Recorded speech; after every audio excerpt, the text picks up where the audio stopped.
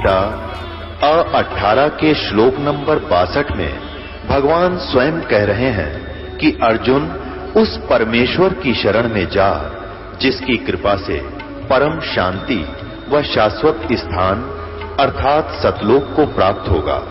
वो परमेश्वर कौन है, कहां है, कैसा है, जानने के लिए कृपया अवश्य सुनिए जगत गुरु तत्वदर्शी संत रामपाल जी महाराज के अमृत वचन। ऋषियों, संतों, महात्माओं ने पूर्ण परमेश्वर को पाने के लिए घर बार छोड़ दिया, घोर तप किए, शरीर को भयंकर कष्ट दिया, निराहार रहे और अपने शरीर तक गला दिए, परंतु अंत में उन्हें सिद्ध शक्ति के अलावा कुछ हाथ नहीं लगा। ऐसे ही एक साधु की जीवन गाथा से आज हम आपको रूबरू करवाने वाले हैं। इनसे मिलिए। ये हैं ग्वालियर मध्य प्रदेश के नरसिंह जी। घर बार छोड़कर साधु बन चुके थे। 40 नागाओं के महंत भी थे। तप किए, व्रत किए, 5 से 6 साल तक निराहार रहे, तपस्या कर सिद्धि प्राप्त कर चुके थे। एक दिन इनके साथ अनहोनी घटना हुई। सफेद प्रकाश दिखा व आकाशवाणी हुई कि अगर मोक्ष चाहते हो तो सच्चे गुरु की तलाश करो, नहीं तो ऐसे ही भटका खाते रहोगे। इसी तलाश को आगे बढ़ाते हुए ये अनेक साधु संतों के पास गए, पर कुछ हाथ नहीं लगा। अपितु वहां जाने के बाद से नरसिंह जी नशे का सेवन करने लग गए। इसी सफर में आगे चलते हुए नरसिंह जी को आखिर में मिल ही गई तत्वदर्शी संत रामपाल जी महाराज जी द्वारा लिखित अध्यात्म ज्ञान से भरपूर पुस्तक ज्ञान गंगा। मोक्ष प्राप्ति का सच्चा ज्ञान पढ़कर संत रामपाल जी महाराज से नाम दीक्षा लेने के बाद तो मानो नरसिंह जी का जीवन ही बदल गया। अब सुनिए इनके जीवन परिवर्तन की सच्चाई, कैसे एक साधु ने सच्चे संत की शरण अपनाई। नमस्कार सर। सत्साहिब जी। सर क्या नाम है आपका? नरसिंह दास नाम है मेरा। मैं ग्राम मैना, तहसील चिनौर, जिला ग्वालियर, MP। सर संत रामपाल जी महाराज से नाम दीक्षा आपने कब ली? 2014 में ली सर। सर संत रामपाल जी महाराज से नाम दीक्षा लेने से पहले क्या आप कोई भक्ति साधना भी करते थे? मैं भक्ति करता था। पहले एक महात्मा जी ने नाम दे रखा था मेरे को, उन्हीं की सेवा करता था और उन्होंने एक मंत्र दे रखा था तो उसी पे साधना करते रहते थे। मैं तो बाबा बन गया था और घर छोड़ दिया था मैंने 2000 में ही। फिर जो एक महात्मा जी थे चरणदास जी, उनको मैंने अपना गुरु बना लिया। उनने मेरे को मंत्र दे दिया तो बस उन्हीं की सेवा करता रहा और उन्होंने बता दिया बेटा जी भक्ति करते रहो, नाम जाप करते रहो और आपको भगवान मिलेगा। तो बस वो करते करते करते करते जब उनके नाम से कुछ नहीं हुआ ऐसा तो फिर मैंने दूसरे गुरु बनाए।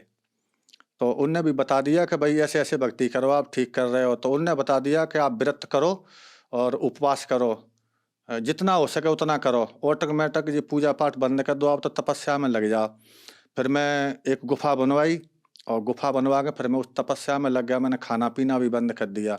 5-6 साल मैंने कोई अन्न आहार नहीं किया, केवल कोई फल फ्रूट आ जाता तो खा लेता था और कभी कभार आलू वगैरह आ जाते थे तो उसको भूंज करके खा के और गुफा में घुस जाता था। 5 साल तक जब मैं साधना करता रहा तो एक सिद्धि सी प्राप्त हो गई मेरे अंदर। इतना मैं देख लेता था कि जब कोई मेरी गुफा की तरफ आता था तो मैं उसको देख लाता था 1 किलोमीटर 2 किलोमीटर दूर से कि कोई मेरी तरफ आ रहा है, और कुछ ला रहा होता था तब भी देख लेता कि आज फलाना आदमी आ रहा, मेरे लिए ये चीज़ लेके आ रहा है। तो मैंने सोचा कि अब तो बहुत अच्छा हो गया। बोले तपस्या वो गुरुदेव ने मेरे को सही बताई थी, जो कि इतनी बड़ी उपलब्धि मेरे को हो गई। मैं इसी को ही बहुत बड़ा चमत्कार मान रहा था गुरुदेव का। फिर तपस्या करते करते एक दिन क्या मेरे को एक वाइट कलर का प्रकाश नजर आया और उसमें से आवाज़ आ रही थी। मेरे को जी नहीं दिखा, उसकी बॉडी दिखी नहीं कि कौन है, मेरे को केवल आवाज़ आ रही थी कि बेटा अभी तो कुछ नहीं है, अभी तो ये तेरे को सिद्धि साधी लाग गई, इससे कुछ नहीं होने वाला है। बोले अगर मोक्ष की गति चाहते हो तो इसके लिए कोई सच्चे गुरु की तलाश आपको करना पड़ेगी और नहीं तो ऐसे ही भटका खाते रहोगे आप लोग। फिर मैंने सोचा कि ये कैसे बात बनेगी। फिर मैं बाहर निकल आया, घूमता रहा, वो सच्चे गुरु की तलाश में बहुत जगह गया मैं, पर कोई अब जो भी मेरे सामने वो महात्मा मिलता तो मैं वो महात्मा 18 और मैं 25, इतना फर्क मेरे को उसमें दिखता था। तो मैंने कहा कि अब इनको गुरु में क्या बनाऊं कि ये तो मेरे से वैसे ही बहुत कमज़ोर हैं। ये बने जरूर है, मठाधीश थे, बड़े बड़े जटा जूट रखा रखे थे, उनने बड़े बड़े आश्रम पे पैसा वाले भी थे, पर भक्ति उतनी कुछ नहीं थी उनके पास। जब मैं उनको अपनी आंख से देखता था तो उसमें कुछ नहीं था, केवल पैसा था उनके अंदर। कईयों पास गया तो एक बार मेरे को कबीरपंथी कुछ भाई मिले। उनने कहा महात्मा जी कहाँ जा रहे हो? मैंने कहा भाई ऐसे सच्चे गुरु की तलाश के लिए मैं जा रहा हूँ कि जिसके पास शब्द होए, वो शब्द लेने जा रहा हूँ मैं, जिससे भक्ति साधना करके अपनी मोक्ष की गति पा सकूँ। तो वो बोले कि हमारे गुरुदेव शब्द बताते हैं, आप हमारे गुरु जी के पास चलिए। तो मैंने कहा चलो भाई, मैं पहले उनसे बात करूंगा। बोले हाँ, आप बात कर लेना। तो वे मेरे को मथुरा ले गए सर। मथुरा में जाके पहुंचे, वहाँ के जो प्रचारक थे, क्या नाम है वो, तुलसीदास जी महाराज, जय गुरुदेव। तो उनके पास मैं गया तो उनसे भी बातचीत हुई ऐसी। तो उन्होंने कहा बेटा भक्ति करो, मैं सवेरे आपको नाम दूंगा। तो जब उन्होंने मेरे को नाम दिया सवेरे, और नाम देते के बाद में उन्होंने मेरे से कहा था कि बेटा चिलम मत पीना और हुक्का पी लिया करो, क्योंकि हुक्के में तो वो तम्बाकू छनके जाती है, तो वो तेरे को नुकसान नहीं करेगी, और हुक्के में कोई दिक्कत नहीं है। तो मैं 500 रुपये का जिल लम्बा हुक्का लेके आ गया मैं, और 3 किलो तम्बाकू आके मैंने अपनी गुफा पे रख ली, और फिर दे दनादन हुक्का चलता रहा। तो छाती पे ऐसा हो गया कि जलन सी चालू हो गई, क्यों हुक्का का सीधा धुआं जाता है। चलता रहा तो 3, 4, 5 साल तक। फिर मैंने उनको पूछा, मैंने हुक्के से तो मेरे को दिक्कत खड़ी हो रही है। बोले नहीं, इससे कुछ दिक्कत खड़ी नहीं होगी, जो पहला कवर जमा है ना वो हट रहा है, और जे कवर दूसरा चढ़ रहा है। तो मैं फिर लगा रहा साधना करने के लिए। उनने बता दिया था मेरे को कि ऐसे कानों में उंगली डालना है और ऊपर सुनना है, इसको सब तेरे को सुनाई पड़ेगा, जो भी आवाज़ सुनाई पड़ेगी उसी को शब्द कहते हैं, उसको पकड़ लेना, बस उसी को सुनते रहना, सो तुम स्वर्ग पहुंच जाओगे। और मैंने कहा ठीक है। तो सर मैंने 8 साल उनकी साधना की। 8 साल में जो पहले जो मैं प्रकाश देखता था, लाल वाला है ना, पीरा वाला और जे है सफेद वाला, तो वो पहले मैं जो आवाज़ें सुनता था, प्रकाश देखता था, वो तो चले गए, पता नहीं किस 60 में चले गए। और जय गुरुदेव जी ने जो बताई थी उससे कोई लाभ नहीं हुआ। जनता बहुत जुटती थी, हुक्का वाले आते थे पीने के लिए, आप हुक्का पिलाओ, हम 7:30 में हुक्का पीते थे। जो सीनियर थे ऊंचे बैठ के पीते थे, जो हमारे चेला चांटे थे, बहुत चेला बना रखे, तो वो नीचे बैठ के हुक्का पीते थे। हुक्का पी के वो अपने अपने घर चले जाते थे। एक दिन पर ऐसा ही लगा मेरे को, इससे तो भाई मरना ठीक है, कि परमात्मा मिले नहीं। पूरी जिंदगी मैंने इसी में निकाल दी। पहले बैरागी बना है, त्यागी बना, अखाड़ों में गया, सारी जगह घूम का मैं आके मैंने अब मरना ठीक है। और जब मैंने सीख ही लिया था थोड़ा साधना में कि बॉडी मेरी कई गुफा में पड़ी रहेगी और मैं अपना देश से निकल जाऊंगा, भगवान फिर मिलेगा कभी ना कभी। जब ऐसा मैंने शरीर में अपने में मन में जो विचार किया ना, उसी रात को मेरे को संत रामपाल जी महाराज एक विमान टाप के में बैठ करके और आकाश मार्ग से आते हुए नजर आए। उसका एक कैमरामैन एक साथ में बैठा था, एक कैमरामैन एक साथ में, 2 कैमरामैन बैठे थे, और बीच में जो संत रामपाल जी महाराज बैठे थे। तो ऐसे हाथ कर रहे थे, ऐसे हाथ वो करें तो जनता ऑटोमेटिक धरती से उड़ उड़ के और ऊपर की तरफ जा रही थी, और सतगुरु के जयकारे लग रहे थे। ये चीज मैंने देखा तो मैंने कहा भाई यहाँ अभी भी सतगुरु का जयकारा लग रहा है, तो कहीं ना कहीं कुछ है, अभी भी आशा, अभी अपनी हिम्मत नहीं हारना चाहिए, अभी भी कुछ न कुछ करना चाहिए। तो मैंने कहा देखते हैं। फिर सुबह एक भगत जी आए, इन्होंने जय गुरुदेव पंथ को छोड़ करके और संत रामपाल जी महाराज से दीक्षा ले रखी थी। पहले वो हमारे गुरु भाई थे, तो वो आए तो उन्होंने कहा कि भगत जी आप वही साधना कर रहे हैं। मैंने कहा क्या बकवास कर रहे हैं? भगत जी कहता है, पहले तो महाराज कहता था, आज भगत जी क्यों? बोले नहीं, बोले पहले महाराज हमारे लिए आप पहले महाराज थे, अब भगत जी हैं। क्यों? कि हमने संत रामपाल जी महाराज से दीक्षा ले रखी है और उन्हें सारा ज्ञान हमें समझा दिया। तो मैंने कहा कि क्या है? बोले कि आप ये पुस्तक को पढ़ लेना। तो वो मेरे को एक ज्ञान गंगा पुस्तक देखें गए थे। जब वो ज्ञान गंगा पुस्तक देखें गए तो एक दिन हमारी मजोटी लगी हुई थी हमारी गुफा के पास, वहाँ पे हुक्का पी रहे थे। हुक्का पीते पीते एक दिन याद आया, मैंने कहा भाई वो एक संत रामपाल जी के शिष्य थे, वो हमें जो ज्ञान गंगा पुस्तक देखेंगे, देखना भाई उसमें पढ़ना क्या लिखा है। तो एक हमारे शिष्य ने ला के मेरे को दे के, लो महाराज आप ही पढ़ लो। तो मैंने जब उसको देखा, इधर मैं चिलम भी हुक्का भी पी रहा था, इधर मैंने पुस्तक ऐसे करके देखी, तो उसमें मैंने एक दुआ पढ़ा, उसमें लिखा था कि सोनारी जारी करे सुरा 500 बार, और एक चिलम हुक्का भरे वो डूबे काली धार। जब मैंने ये दुआ पढ़ा तो भगत जी मेरे दिमाग में ऐसा हथौड़ा सा लगा कि मैंने तो पूरी जिंदगी अपनी बर्बाद कर दी। पता नहीं मैंने कितना भटका खाया, व्रत किए, उपवास किए, साधुओं की सेवा की, संत बन बैठा, सब कुछ हो गया, पर वो भगवान इतना चिलम पिला के मार दी, हमारी जिंदगी खराब हो गई।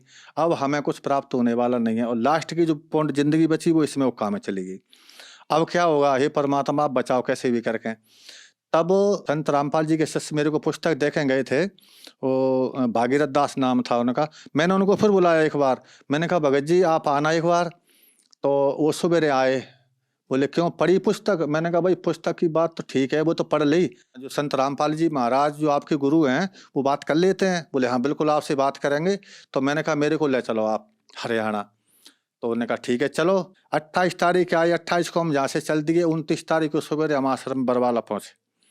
वहाँ पहुंचे तो वहाँ जा कर के अंदर उन्होंने कहा, मैंने कहा भाई पहले मैं बात करूंगा महाराज जी से, इसके बाद मैं नाम दे चलूंगा। तो वो भगत बोले कोई दिक्कत नहीं है, बोले अब तुम सही जगह पे आ गए हो, आप पहले नाम लो, नाम लेके आप परमात्मा के दर्शन करना।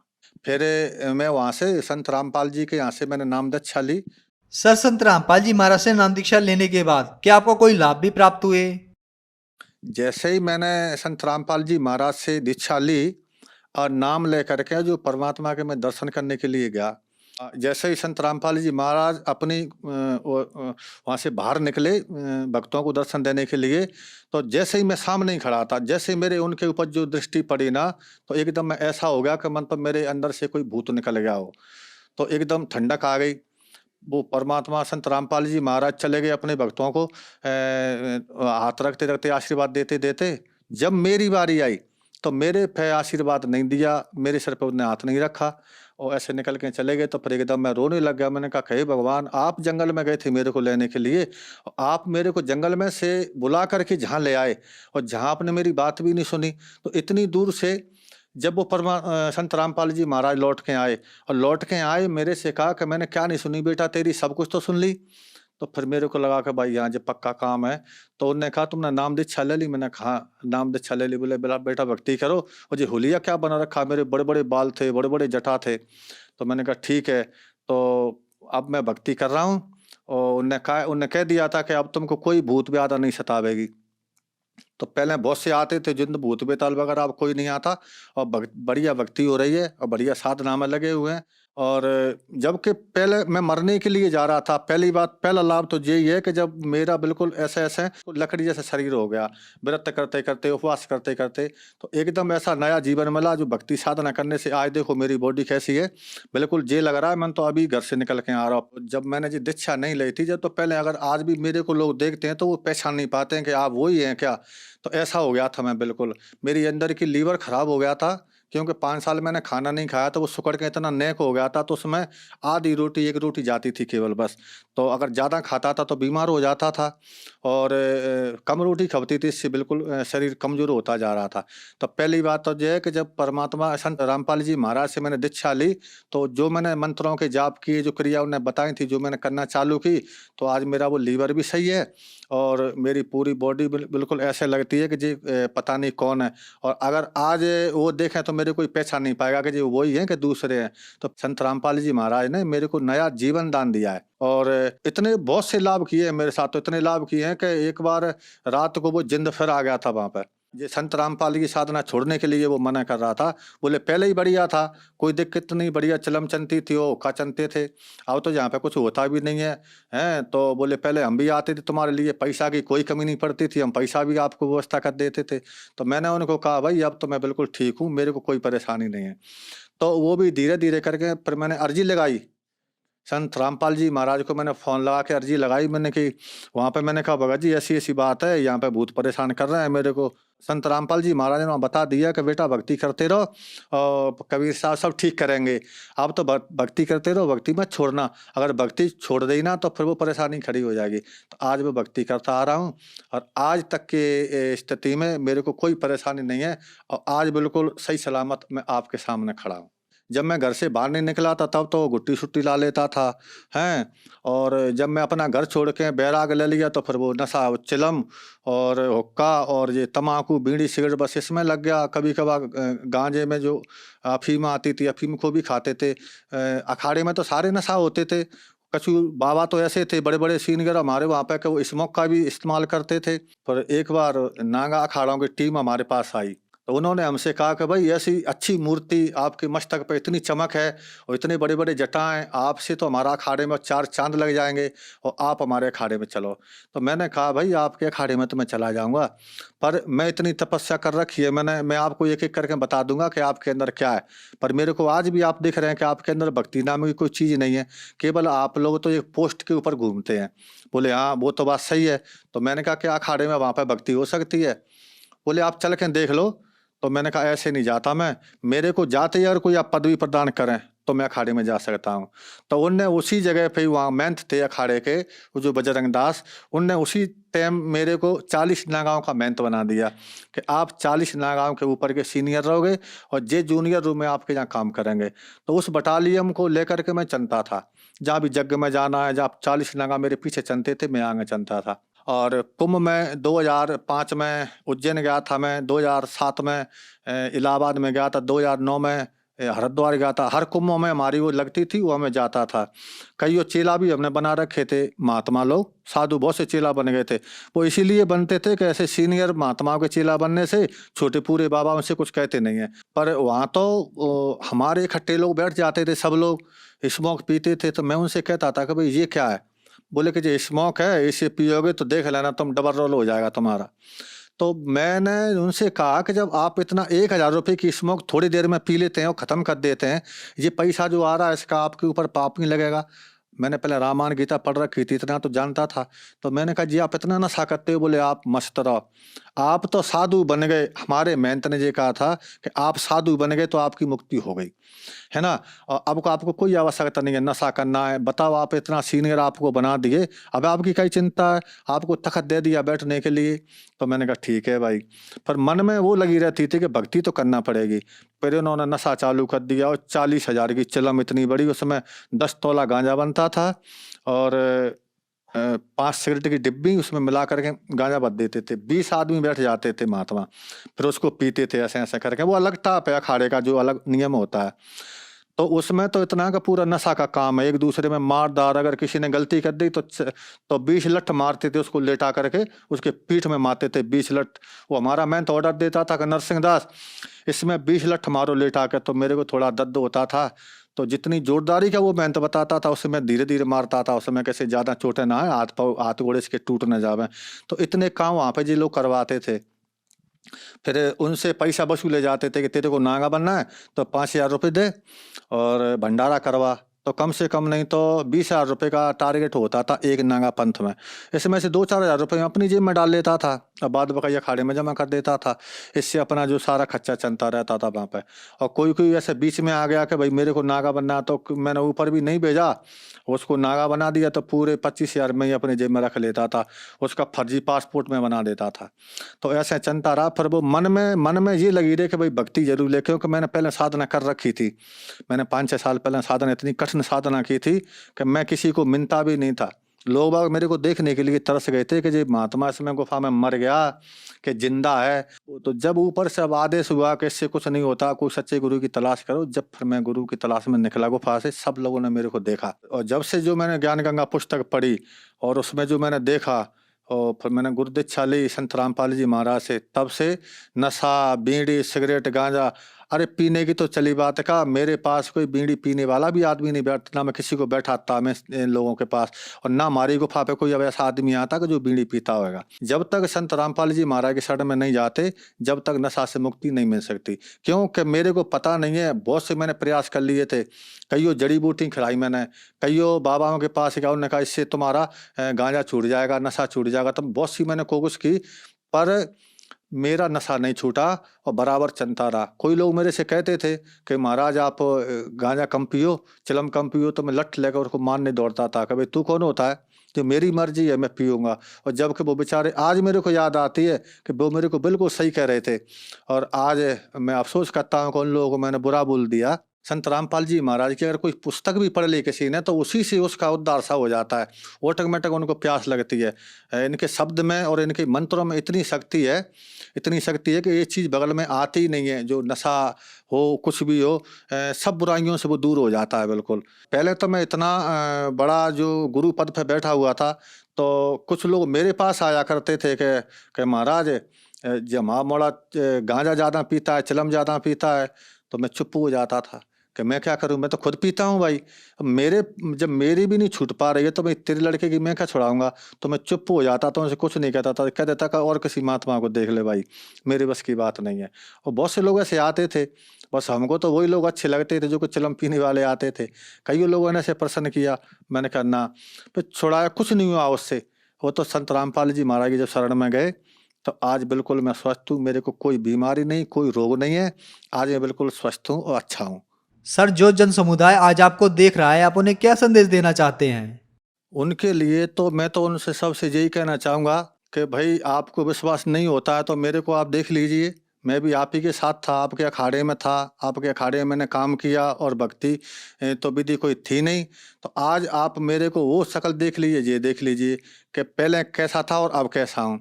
इसीलिए मैं तो सबको यही कहूँगा कि अगर कल्याण चाहते हो, अगर कल्याण कराना, अगर मुक्ति धाम आपको चाहिए, मुक्ति धाम में जाना है, तो आप संत रामपाल जी महाराज के शरण में आएँ और इनसे नाम दीक्षा लेकर के अपना कल्याण करवाएं।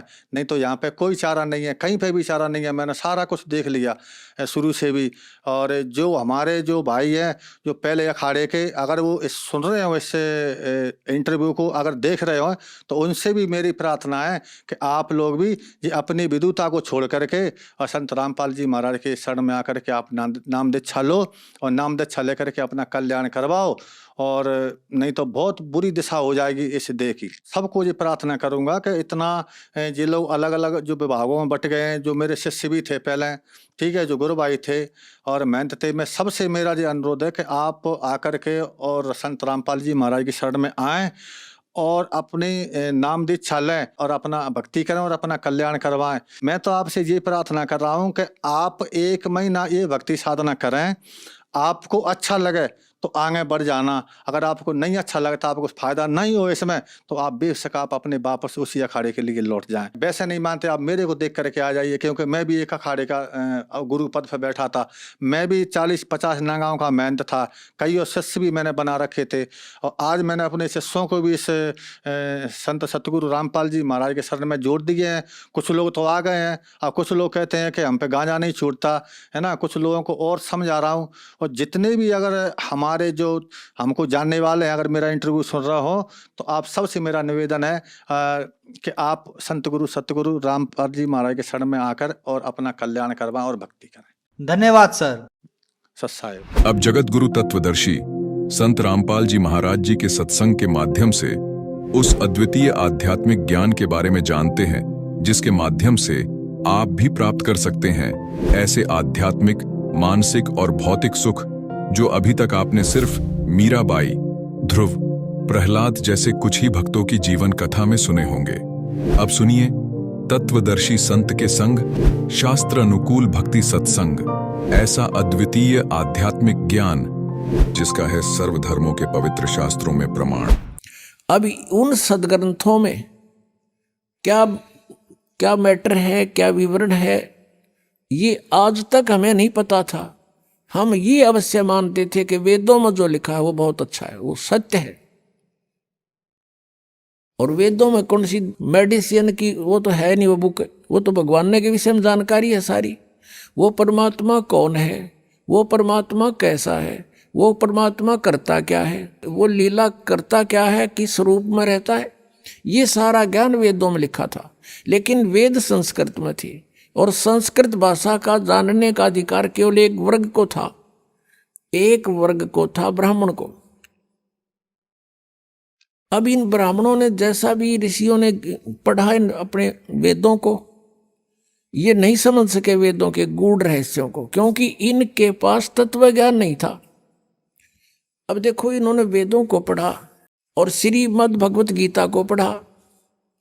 श्रीमद् भगवत गीता अध्याय नंबर 4 के श्लोक नंबर 34 में कहा कि उस तत्व ज्ञान को, कौन से तत्व ज्ञान को? श्रीमद् भगवत गीता अध्याय नंबर 4 के श्लोक नंबर 32 में कहा कि वो तत्व ज्ञान जो परमात्मा ने अपने मुख कमल से आकर बोला है, वो तत्व ज्ञान है। और उसमें यज्ञों की अर्थात धार्मिक अनुष्ठानों की जानकारी बहुत विस्तार के साथ है। और उसके जानने के बाद फिर तू सर्व प्रकार से कर्मों से मुक्त हो जाएगा। वो है तत्व ज्ञान। तो चौथे अध्याय के 34वें श्लोक में कहा कि उस तत्व ज्ञान को तू तत्वदर्शी संतों के पास जाकर समझ और उनको दंडवत प्रणाम करने से, कपट छोड़कर विनम्र भाव से याचना करने से, प्रार्थना करने से वो तत्वदर्शी संत तुझे परमात्म तत्व का ज्ञान कराएंगे। तो इससे सिद्ध हो गया कि गीता ज्ञान दाता ये कह रहा है कि मैं उस तत्व ज्ञान से अपरिचित हूं। नहीं तो एक 18 अध्याय लिखे 19वां और लिख दो यूं तत्व ज्ञान भाई, उसको पता ही नहीं था इसके बारे में। ऐसे ही चारों वेदों का सारांश है पवित्र श्रीमद् भगवद गीता, पवित्र चारों वेदों का। तो यजुर्वेद अध्याय नंबर 40 के मंत्र नंबर 10 से लेकर 13 तक 2 बार गवाही दी है कि कोई तो परमात्मा को असंभवात माने जो जन्म नहीं लेता यानी निराकार है, और कोई उसको कहते हैं संभवात जैसे राम और कृष्ण रूप में जन्म लेकर प्रकट होता है वो साकार है। कहते हैं भगवान साकार है या निराकार है, इसकी जानकारी भी तत्वदर्शी संत बतावेंगे, उनसे सुनो, वो सही सही बताते हैं। तो इससे सिद्ध हो गया कि वेद ज्ञान भी कंप्लीट नहीं है। इसलिए वेदों में लास्ट में लिखा है नेति नेति। नेति का अर्थ होता न इति, इति माने एंड अंत, न माने नहीं। हमने जो ज्ञान दे दिया ये पूर्ण नहीं है, ये इतना ही नहीं है। तो इससे सिद्ध हो गया कि वेद भी इनकम्प्लीट ज्ञान रखते हैं। तो इन महापुरुषों ने, ब्राह्मणों ने, ऋषियों ने, जैसे ब्रह्मा ने, विष्णु ने, शिव जी ने, इन सभी ने वेदों को पढ़ा और वेदों में भी पढ़ने के लिए ड्यूटी लगा दी ब्रह्मा की कि आप इनको पढ़ो और अच्छी तरह समझो और हमें समझाओ। तो ब्रह्मा को ब्राह्मण कहने लगे। ब्रह्मा के वंशज जितने थे, ब्रह्मा जी ने उन ऋषियों को भी अपनी तरफ से जैसा भी उन्होंने वेदों को समझा वो ज्ञान बता दिया, तो उसके वंशज सारे ब्राह्मण कहलाने लगे। तो ब्रह्मा जी ने जो विष्णु और शिव जी को ज्ञान दिया उन्होंने फाइनल मान लिया कि जो इन्होंने ठीक पढ़ा है वेदों को ऐसा ही होगा। यही परंपरा फिर आगे चलते हुए आ गई। इन वेदों को पढ़ने का केवल अधिकार ब्राह्मणों को रह गया। संस्कृत भाषा को यही जानते थे, अन्य नहीं जानते थे। अभी कुछ समय पहले भी अपने भारतवर्ष में संस्कृत पढ़ने का अधिकार केवल ब्राह्मणों को था, अन्य जाति का ब्राह्मण नहीं, कोई भी व्यक्ति संस्कृत नहीं पढ़ सकता था। भारतवर्ष में एक काशी विद्यापीठ रही है, काशी में, उसमें केवल ब्राह्मणों के ही बच्चों को पढ़ाया जाता था। और एक यहाँ कड़ौली गांव है खरखोदा के पास, कड़ौली जिला सोनीपत में। कड़ौली गांव का एक निश्चल नाम का बच्चा था। उसके मन में प्रेरणा हुई कि मैं संस्कृत भाषा को जानूं और फिर सदग्रंथों को समझूं और फ्री ऑफ कॉस्ट सबको बताऊं। ये ब्राह्मण वर्ग ने तो केवल इसको अपनी रोजी रोटी तक सीमित कर लिया। इस उद्देश्य से उस किसान के जाट के पुत्र ने एक झूठा सर्टिफिकेट बनवा लिया नंबरदार तय कि ये निश्चल दास ब्राह्मण वर्ग कुल से संबंध रखता है, इस गांव का रहने वाला है, और वो बनवा कर चला गया। काशी विद्यापीठ में प्रवेश पा लिया। वहां उसने विद्या ग्रहण की और पूरी यूनिवर्सिटी में 1 नंबर पावे, फर्स्ट स्टैंड करे, अपनी शिक्षा पूर्ण कर ली। जब वो चलने लगा तो उस काशी विद्यापीठ के प्राचार्य की एक कन्या विवाह के योग्य हो गई थी। अब वो लोग जैसे आजकल विद्या केवल रोजी रोटी के लिए ही उद्देश्य बनाकर ग्रहण की जाती है। जैसे कोई डॉक्टर की लाइन में जाता है रोटी रोजी के लिए, इंजीनियर लाइन में जाता है रोजी रोटी के लिए, अध्यापक लाइन की कोई कोर्स करता है रोजी रोटी के लिए। तो उसी तरह विद्या का उस समय प्रयोग करते थे ब्राह्मण वर्ग कि ये अच्छा विद्वान बच्चा है और खूब धन कमाओगा, बढ़िया बोलना आता है, संस्कृत बहुत अच्छी बोलता है, और घने लोगों ने मूर्ख बना के खूब धन कमाओगा, तेरी बेटी सुखी रहेगी। वो निश्चल नाम था उस बच्चे का। उसने कहा कि प्रिंसिपल जी अब मुझे आशीर्वाद दो, आपका बच्चा अपने क्षेत्र में सफल हो तो उसने कहा, बेटा क्या तू मुझे गुरु दीक्षिणा नहीं देगा? उसने प्रिंसिपल ने कहा, मुख्य प्राचार्य ने।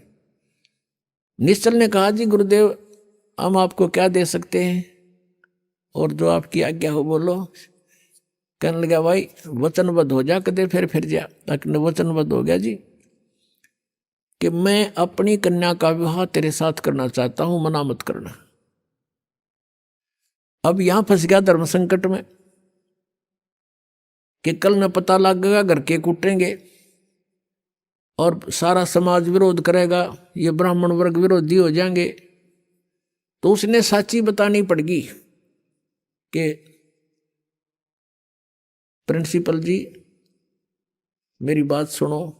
उसने सारा कहानी बता दी कि मैं किसान का पुत्र हूं, जाट का, मैं ब्राह्मण नहीं हूं, और मैंने ये झूठा सर्टिफिकेट बनवाना इसलिए जरूरी समझा कि मैं संस्कृत पढ़ना चाहूँ था, और इन सदग्रंथों के गूढ़ रहस्यों को समझ के वेदों को जनता में फ्री ऑफ कॉस्ट सेवा करना चाहता हूँ।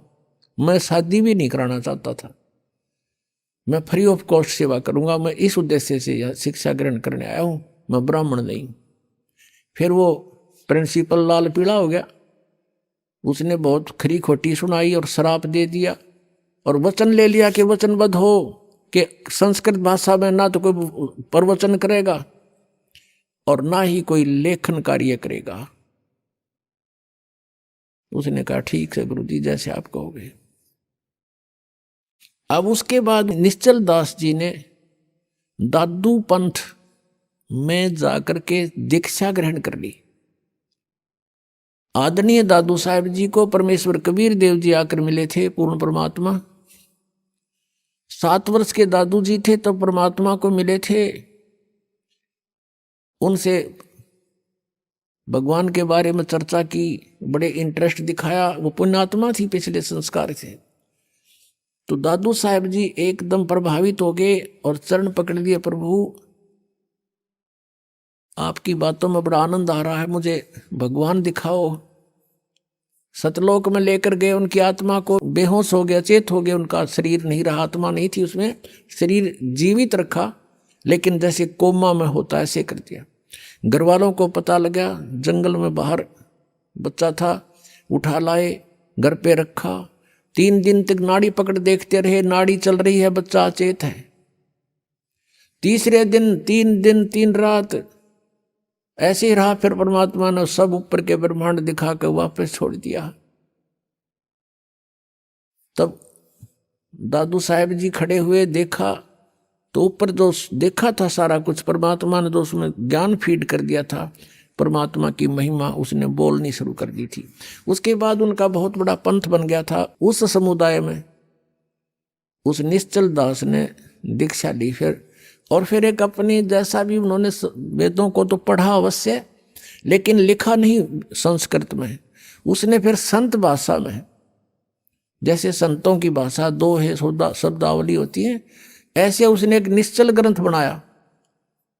और उस निश्चल ग्रंथ में भी वो सारांश नहीं था उसके पास। यह उद्देश्य कहने का दास का ये है, मैंने खूब पढ़ा, उनका अध्ययन किया ऋषभ के सदग्रंथ। उसके उस निश्चल ग्रंथ में भी कुछ भी ज्ञान नहीं वेदों और गीता का। जैसे आम ब्राह्मण वर्ग हुआ बाई बकते, ऐसा उसने बक रखा था। क्योंकि संस्कृत के पढ़ने से, चाहे जाट पढ़ो चाहे ब्राह्मण पढ़ो, वो सदग्रंथों से कुछ भी ग्रहण नहीं कर सकते जब तक हम इस सृष्टि रचना से परिचित नहीं होंगे। क्योंकि वेदों में कंप्लीट ज्ञान नहीं है, श्रीमद् भगवत गीता में भी कंप्लीट ज्ञान नहीं है। अब हम उसी प्रसंग पर आते हैं। तो उसमें ये एक विशेष वो था कि इन ऋषियों ने, ब्राह्मणों ने ब्रह्मा जी से जैसा ज्ञान ग्रहण किया था उसी के आधार से वक्ता बनकर 18 पुराण बना दिए। यो 18 पुराणों का एक ही ज्ञान है। फिर कुछ तो ब्रह्मा से ग्रहण किया हुआ ज्ञान, कुछ अपना अनुभव, किसी से इधर उधर से सुनाया, उसका अलग से एक राइटर ने, वक्ता ने अपना ज्ञान वो बना दिया, पुराण बना दी। इन सब का केवल राइटर जो है, वक्ता कोई और है पुराणों का, राइटर केवल वेद व्यास है। राइटर तो पवित्र 4 वेदों का भी वेद व्यास है, लेकिन Ved Vyas is not writer of वेद, एक तो लेखक होता है वो आप बना के लिखे, वो केवल एक कॉपी करता, समझ लो एक कॉपी की है वेदों की, लेकिन वेदों का वक्ता पूर्ण परमात्मा है। उसने अपने बच्चों तक ये ज्ञान पहुंचाने के लिए इन पांचों वेदों को इस ब्रह्म के अंतःकरण में फीड कर दिया था, सरपुरुष के काल के, और फिर उसका समय निर्धारित कर दिया था अपने विधान से। उसके बाद अपने आप इसके श्वासों से वो बाहर आए थे। इस काल भगवान के श्वासों से ये पांचों वेद अपने आप बाहर आए थे। जैसे माता को गर्भ रहता है, 9 महीने के बाद बच्चा ऑटोमेटिकली बाहर आ जाता है, ऐसे परमात्मा ने वेदों का बीज इसके अंतःकरण में डाल दिया था काल के में, और फिर अपने आप ये पांचों बाहर आ गए थे। जैसे आज कंप्यूटर में आप देखते हो, इस वेबसाइट में कितना ही मैटर फीड कर दो और कितना निकाल लो, मिनट में निकला होगा। तो ऐसे ही वो मैटर मालिक ने दिया था। तो इसने पांचवा वेद तो नष्ट कर दिया ब्रह्म ने, जब देखा इसमें तो सारा कुछ मेरी पोल पाड़ रखी है, और 4 वेद रख लिए। तो इन 4 वेदों में इनकम्प्लीट नॉलेज है। ब्रह्म तक की साधना का तो ज्ञान है और पूर्ण परमात्मा की महिमा है, लेकिन पूर्ण परमात्मा के पाने की वे ऑफ वर्शिप पवित्र 4 वेदों में, पवित्र श्रीमद् भगवद गीता में नहीं है, कोड वर्डों में है, सांकेतिक शब्दों में। तो क्या था, अब इन ऋषियों ने जैसा भी वेदों को समझा, लेकिन उन्होंने क्या समझा कि ब्रह्म को कंप्लीट गॉड मान लिया, पूर्ण परमात्मा, और इसका ओम मंत्र ये सबसे उत्तम मंत्र मान लिया। ओम मंत्र का जाप किया, ब्रह्म प्राप्ति का उद्देश्य रखा, और इन्होंने जो भी साधनाएं की, हठ योग किया, मेडिटेशन किया, लेकिन वेदों में हठ योग नहीं है। पुणात्माओं, आप बालक नहीं है, आज कलयुग में जन्मा, और इस समय में मनुष्य बहुत बुद्धि रखता है। कंप्यूटर बना लिए, इंटरनेट सेट कर दिए, वेबसाइट बना ली। अब भगवान की तरफ थोड़ी सी इस बुद्धि को लगाना पड़ेगा अपना। ये इंटरनेट गणे दिन के नहीं है। अगर 2 वर्ष वर्षा ना हुए, ये जहाज भी खड़े खड़े जरे उन प्लेटफार्मों पे, और ये कंप्यूटर भी बाहर करोड़ियाँ पे गिरने पड़े, ये कोई नहीं निपट नहीं आ पावे, ऐसा बुरा हाल हो जा। तो परमात्मा इज सुप्रीम पावर, परमात्मा ही सर्व सुखदाई है। उसको पाकर हम ऐसे स्थान पर चले जाएंगे जहाँ हमने इन सुविधाओं की, जो यहाँ हम कोशिश कर रहे हैं तगड़मबाजी करके प्राप्त करने की, वहाँ हमें ऑटोमेटिक मिलेंगी। और हम वहीं रहा करते थे। हम अपनी गलती से वो यहाँ आगे उसका दंड भोग रहे हैं। हम एक एक पैसे के भिखारी हो गए, एक एक दाने का हम भिखारी बन गए, और वहाँ हमारे सामने भरे पूरे भंडार थे, सदाबहार वृक्ष थे, फलदार वृक्ष थे, किसी चीज का अभाव नहीं था, सरोवर भरे थे दूधों के, शतलोक के अंदर अमृत आहार किया करते थे। हम उस भरी थाली का ठोकर मारे, उसके प्रतिफल में आज हम सारा जीवन लगे रहते हैं इस एक पेट के लिए, शरीर के लिए। यही पूरा नहीं होता और मर ही जाते। तो कहने का भाव ये है कि हम ये हठ योग जो है किसी भी वेद में नहीं है। ये हठ योग इन्होंने कैसे शुरू कर दिया? ब्रह्मा जी की उत्पत्ति में लिखा है। ब्रह्मा जी बताता है कि मैं जब होश में आया, युवा था और कमल के फूल पर बैठा था, मुझे नहीं मालूम मेरा उत्पत्ति करता कौन है। और फिर वहां से आकाशवाणी हुई कि तप करो, तप करो। 1000 वर्ष तक ब्रह्मा ने तप किया। फिर कहा सृष्टि करो। तपो तपो कर वाक्य सुनाया, लोक रचो बल मेरी माया। सूक्ष्म वेद में कह ब्रह्मा को काल ने कह दिया तपो तपो कर वाक्य सुनाया। अब ब्रह्मा जी को जो आकाशवाणी सुनाई दी, इस काल ने बोल दी। ये गुप्त रहता है, ऊपर छुपा हुआ रहता अपनी माया से। आकाशवाणी से सुना दिया कि तप करो तप करो, तो इसने नोट कर लिया कि भगवान का आदेश है तप करो। इसने हठ योग कराया 1000 वर्ष तक। उसके बाद जब ये तीनों बच्चे युवा हो गए, यानी ब्रह्मा, विष्णु और शिव जी की उत्पत्ति काल ने की थी, अभी बताएंगे डिटेल से। अब थोड़ा हिंट दे रहे हैं किस कारण से ये ज्ञान को नहीं समझ सके। उसके बाद इन्होंने बाद में सागर मंथन किया और इस काल ने ये चारों वेद ब्रह्म ने समुद्र के अंदर छुपा दिए। ये एक बहुत सुंदर एक ऐसे पेपर पर लिखे हुए थे, बहुत ही अच्छे पेपर पर, जिस पर पानी का भी असर नहीं होता, जैसे आजकल प्लास्टिक के ये प्रिंट चल रहे हैं इस तरह के। बहुत सुंदर उस पर लिखा था। वो चारों वेदों को प्राप्त किया, ब्रह्मा को दे दिए गए कि आप देखो इनको। अब ब्रह्मा ने उन चारों वेदों को पढ़ा, उसमें ओम नाम था, और ओम नाम को पूर्ण परमात्मा का मान के और ब्रह्म को कंप्लीट गॉड मान करके उसने वेदों का निष्कर्ष यही निकाल दिया कि ओम मंत्र है, नथिंग एल्स, और ब्रह्म परमात्मा है, ये सब कुछ यही है। अब वहां ब्रह्मा की बुद्धि स्लप कर गई। यजुर्वेद के 40वें अध्याय के 10वें और 11वें 12वें 13वें 4 श्लोकों में एक निर्णायक ज्ञान दिया है कि कोई तो परमात्मा को असंभवात यानी जन्म नहीं लेता, उत्पन्न ही नहीं होता, वो निराकार कहता है, और कोई उसको संभवात माने उत्पन्न होने वाला मानता है।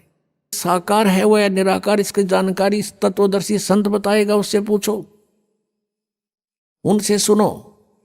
फिर बताया है कि जिसको अक्षर ज्ञान हो गया उसको विद्वान कह देते हैं, जिसको अविद्या है तो उसको अविद्वान कहते हैं, जिसके पास अक्षर ज्ञान नहीं है कहते हैं विद्वान। और अविद्वान की डेफिनेशन भी वो तत्वदर्शी संत बताएगा, उससे सुनो। तो ये दास बताएगा आपको विद्वान कौन था, अविद्वान कौन थे। जो वेदों को जानते हैं वो विद्वान हैं, जो वेदों का ज्ञान नहीं जानते, संस्कृत भाषा से विद्वान नहीं बन जाते। जो आज संस्कृत जानता है उसको इंग्लिश नहीं आती, तो वहां इंग्लिश में अविद्वान है वो। तो एक भाषा का मास्टर होने से विद्वान नहीं बन जाता। विद्वान वही कहलाता है जिसको अध्यात्म ज्ञान है, जिनको परमात्मा की जानकारी होगी और उसके पाने की विधि का पता लगे। तो पुण्यात्मा,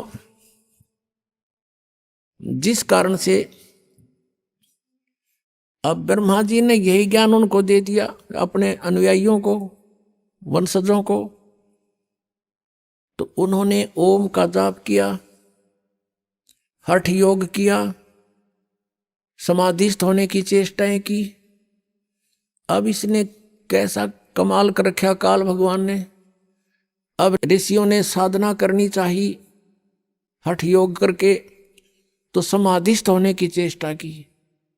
समाधि दशा में ये काल भगवान क्या करता है, कैसी लीला करता है। किसी को तो ब्रह्मा के रूप में दर्शन दे देता है, तो वो ऋषि कहता है कि ये ब्रह्मा जी जो साकार वहां उनके सामने रहते थे, कि ये ब्रह्मा जी सुप्रीम पावर हैं, ये पूर्ण परमात्मा हैं, मैंने इनके दर्शन समाधि दशा में हुए हैं। और भी 2-4 को ऐसा ही आभास हो गया, दिखाई दे गए वह। तो उन्होंने भी डंडोरा पीट दिया कि ब्रह्मा जी सृष्टि के रचयिता हैं, ये प्रजापिता हैं, ये सर्वशक्तिमान है, ये है। इस बात का भ्रम हो गया ब्रह्मा जी के कि मैं ही सृष्टि रचने वाला हूं।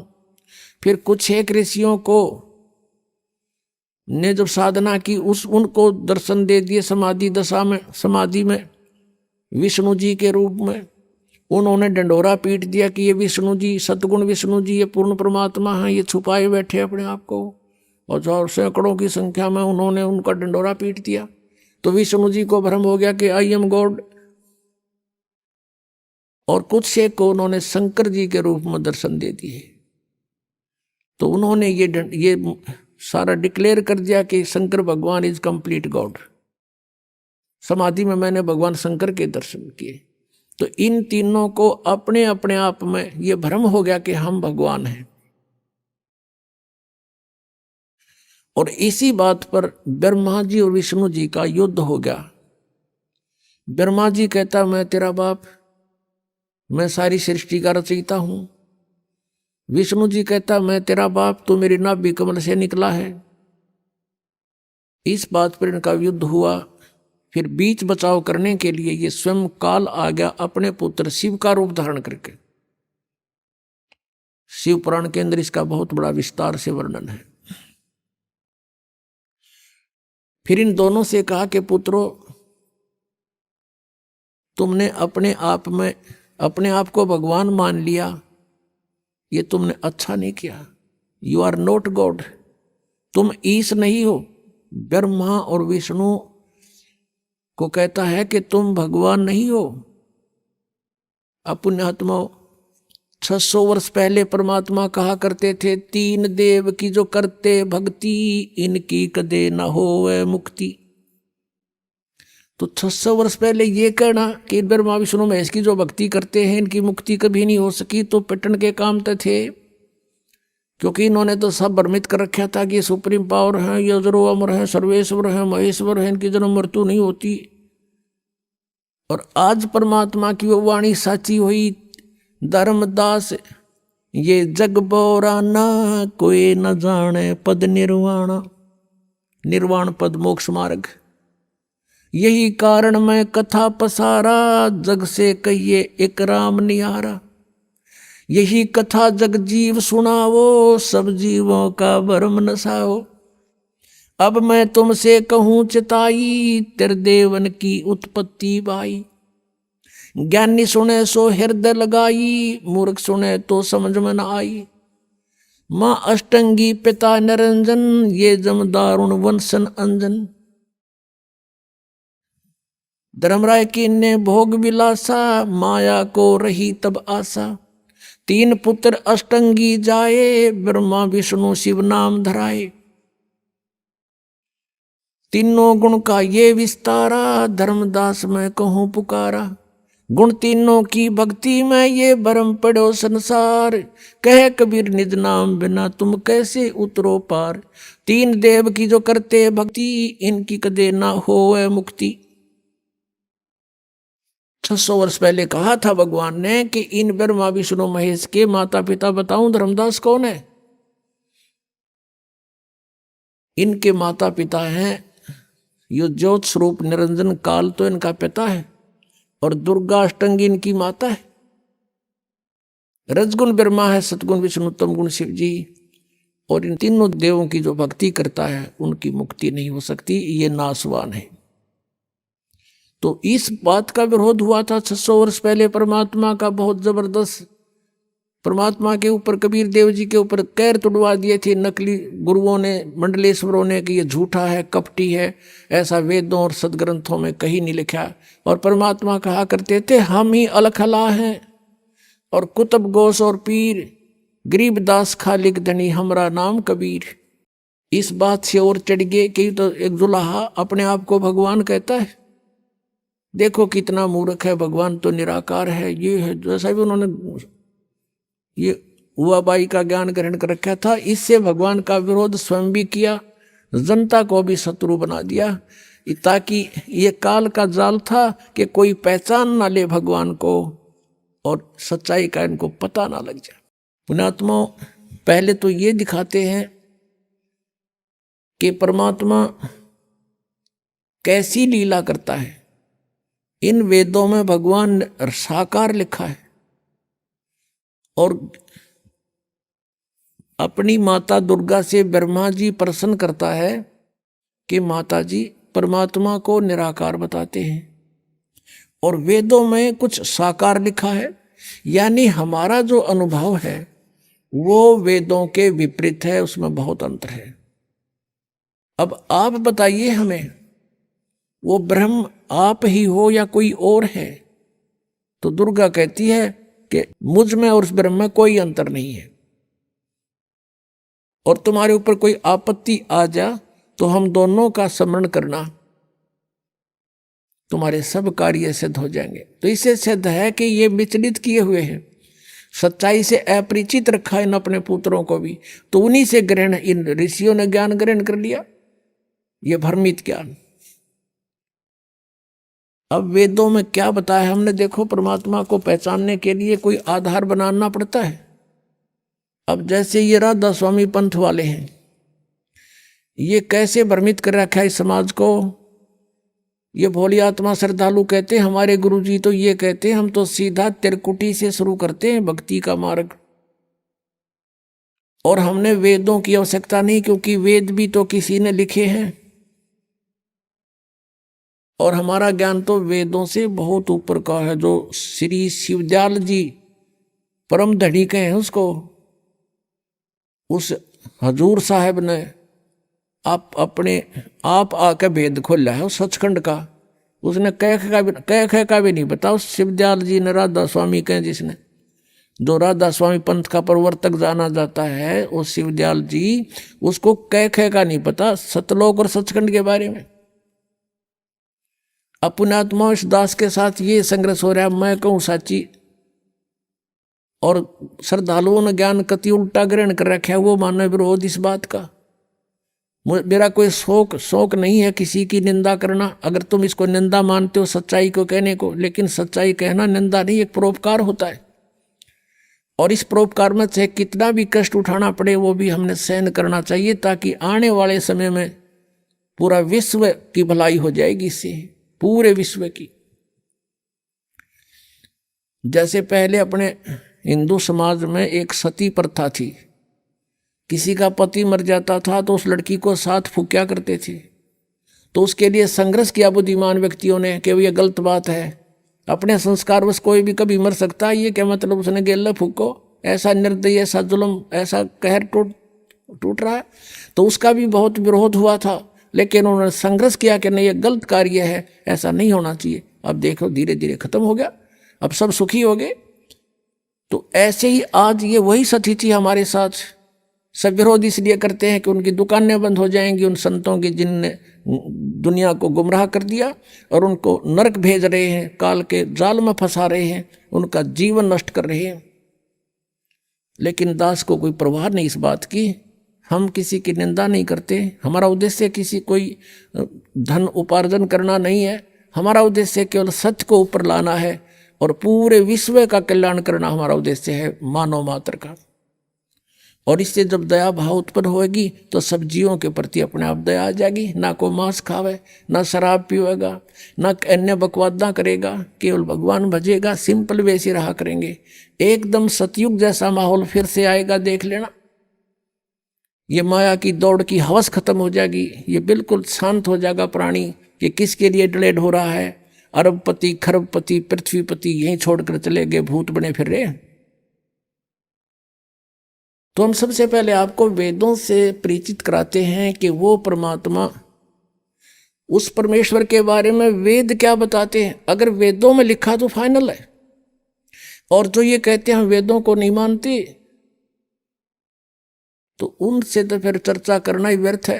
फिर उनको मनाएंगे संत भाषा से, क्योंकि एक सूक्ष्म वेद और है जिसको वो सत्य मानते हैं। कबीर जी की वाणी को, आदरणीय परमेश्वर परम पूज्य कबीर जी की वाणी को, आदरणीय नानक साहब जी की वाणी को भी सत्य मानते हैं।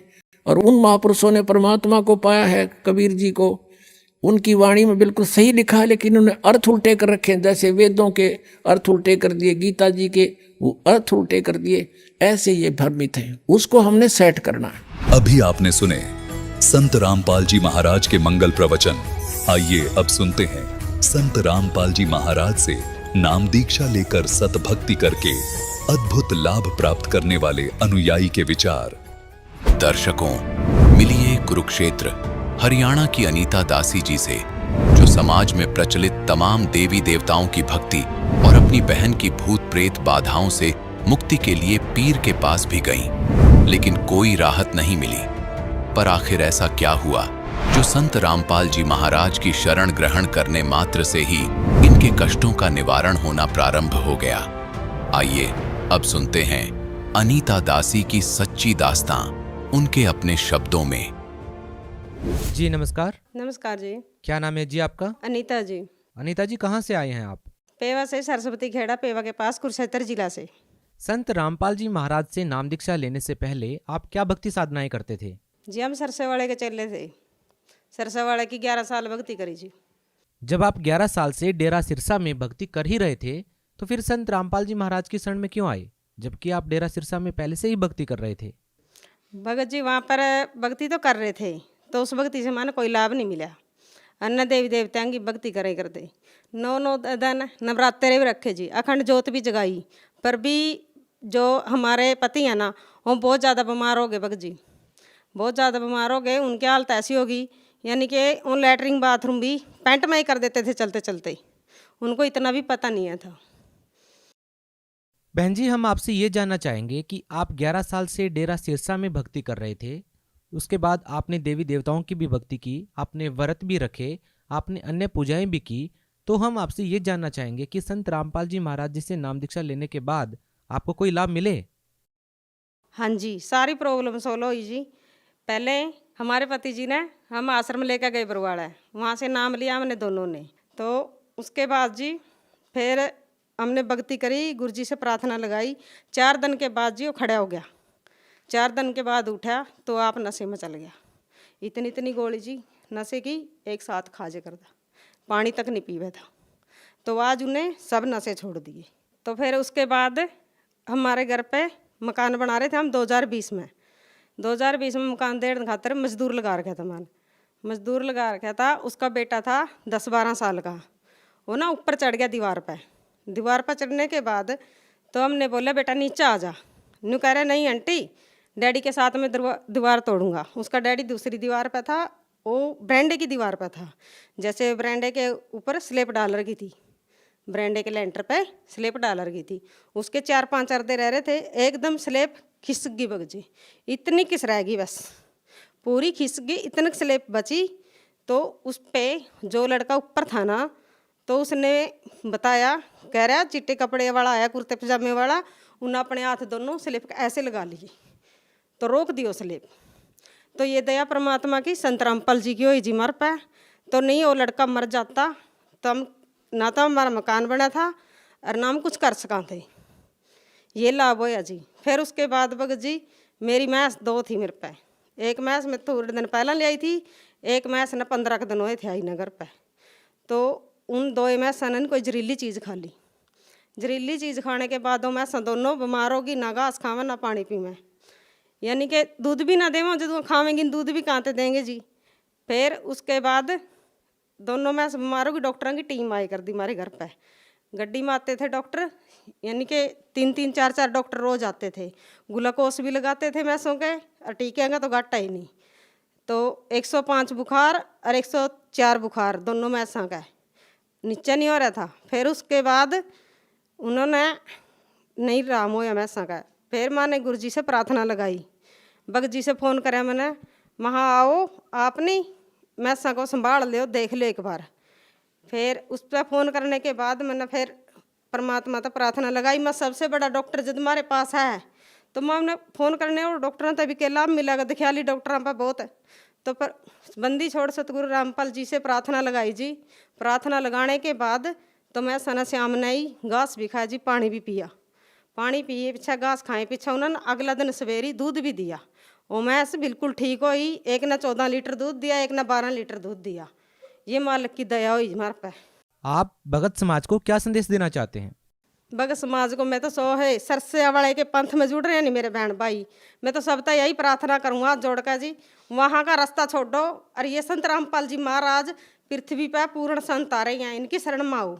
और सबसे जो मेरे भाई अपने सगे वो नहीं जुड़ रहे जी, मैं उनसे प्रार्थना करती हूँ, यहाँ आओ, नाम दीक्षा ले आओ, अपना किलान कराओ जी। जी धन्यवाद। सच्चाई भगत।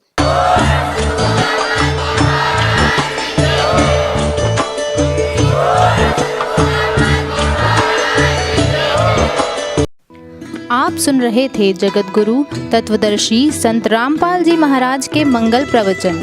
अधिक जानकारी के लिए संपर्क करें